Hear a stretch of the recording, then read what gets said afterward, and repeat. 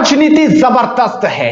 औरैया में हादसा हुआ, अखिलेश यादव ने मौका नहीं छोड़ा, राजनीति करने आए। और सबसे बड़ी बात कि प्रियंका गांधी ने तो वो बात कह दी जिसकी उम्मीदें किसी को नहीं थी, लेकिन अब जनता भी आ चुकी है, जनता जवाब लेकर आई है। लेकिन सबसे पहले आपको दिखाते हैं कि आखिरकार अखिलेश यादव, प्रियंका गांधी इस पूरे हादसे के बाद क्या रहे हैं, वो आपको बताएंगे। लेकिन उससे पहले आपको ये तस्वीरें देखनी चाहिए जो आज हर किसी को हैरान पर लाशें निकल रही हैं, जो मजदूर अपने घर जाने के लिए आए थे, जिन्हें उम्मीद थी कि पैदल सही, इस ट्रक में सही वो अपने घर पहुंच जाएंगे, लेकिन वो घर तो ना जा पाए, इस दुनिया से ही चले गए। बेहद दर्दनाक। कभी मुजफ्फरनगर में 6 मजदूरों को बस ने कुचल दिया, कभी औरंगाबाद में, और अब उत्तर प्रदेश में एक के बाद एक हादसे और तस्वीरें हैरान करने वाली।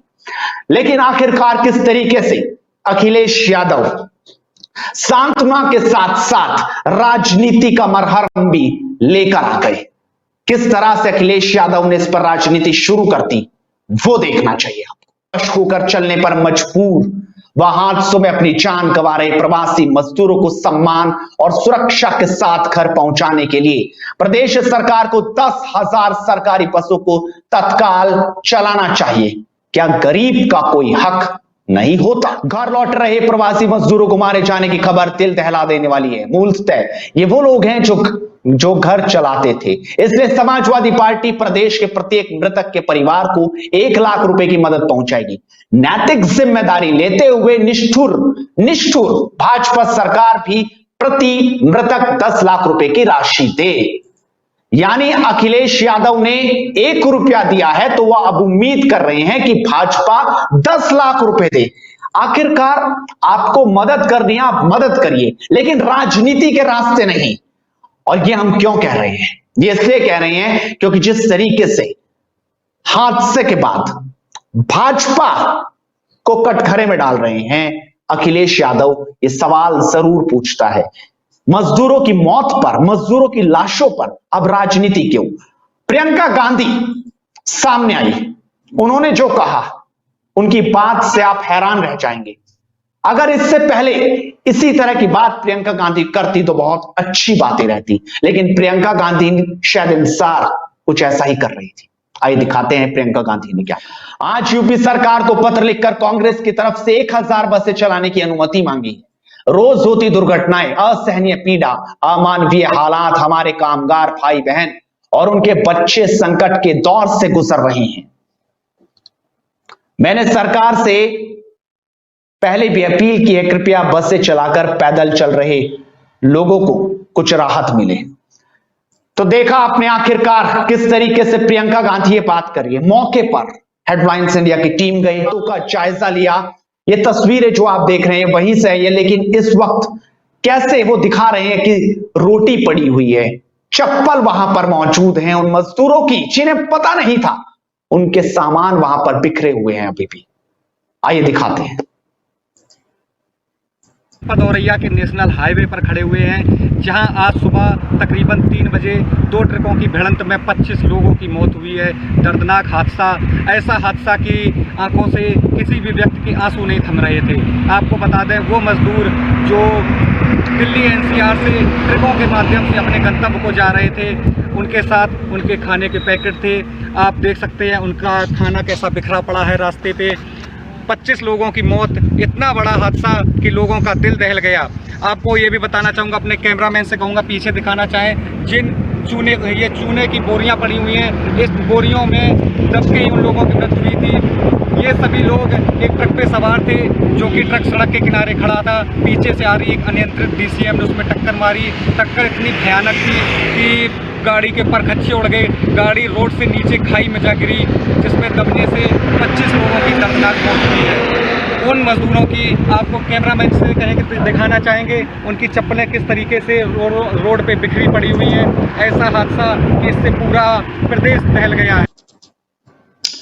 तो देखा आपने कितना असहनीय होगा। लेकिन इन पूरी राजनीति जो इन मजदूरों की मौत के बाद होती है, इस हादसे के बाद जो कुछ हुआ, उस राजनीति के बाद योगी भी बोल रहे हैं। हालांकि इस पूरी घटना के बाद उन्होंने जबरदस्त एक्शन लिया, और एक्शन मोड में क्या कहा ये आप देखिए।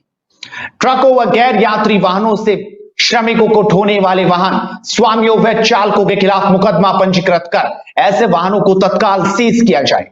श्रमिकों व कामगारों को भोजन पानी देकर बसों से उनके गृह नगर भेजने की व्यवस्था हो।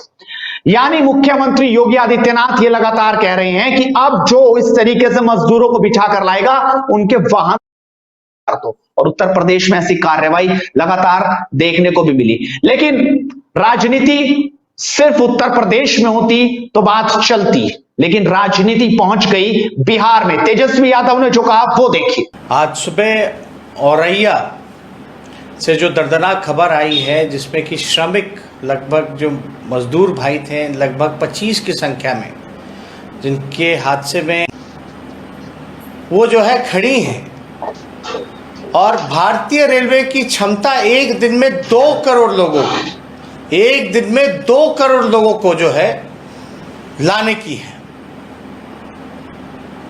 लेकिन फिर भी आज 35 दिनों बाद भी हमारे भाई मजदूर अब तक जो है घर वापस नहीं कर पाए। पैरों में छाले पड़ गए हैं, कोई व्यवस्था नहीं हो रही है। हम लोग सरकार को पूरा सहयोग करना चाहते हैं, मदद करना चाहते हैं, लेकिन हम लोगों के मदद को नहीं लिया जा रहा।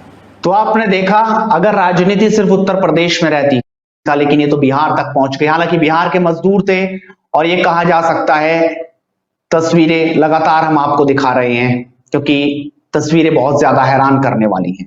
लेकिन अब आपको देखना चाहिए कि जनता क्या कह रही है। जनता किस तरीके से पूरी राजनीति को देखकर जवाब भी तलब कर रही है और जवाब मांग भी रही है। बकवास करने से पहले सच बोला कर। बंगाल के और झारखंड के मजदूर थे, रेलवे को ममता बानो ने इजाजत नहीं दी है अपने राज्य में आने के लिए, इसलिए वो इस तरह के काम कर रहे हैं। अखिलेश अरबों खर्च कर जितने पैसे से सैफई महोत्सव किया, हज हाउस बनवाया, उतने में कई एम्स और मेडिकल कॉलेज बन जाते। तो देखा आपने किस तरीके से जनता सवाल पूछ रही है। प्रियंका गांधी कह रही कि 1000 बसों के जरिए वो वापस लाएगी, उन लोगों को इजाजत दे योगी सरकार। आपको याद होना चाहिए, पता होना चाहिए कि आखिरकार प्रियंका गांधी, सोनिया गांधी, कांग्रेस ये बात उठा चुकी है कि आखिरकार किस तरीके से वो जब रेलवे से ये बात कह रही थी कि हम टिकट देंगे, लेकिन आखिरकार उन्होंने कितनी ट्रेन चला दी, कितने लोगों को टिकट बांट दिए, कोई लेखा जोखा उनके पास है। ये सवाल ना पूछे तो भला कौन पूछे। लगातार हेडलाइंस इंडिया पर पल पल की अपडेट हम आपको दिखाते रहेंगे। इस वीडियो को शेयर जरूर कीजिए, अपनी राय रखिए और हेडलाइंस इंडिया को सपोर्ट कीजिए, सब्सक्राइब कीजिए। नमस्कार।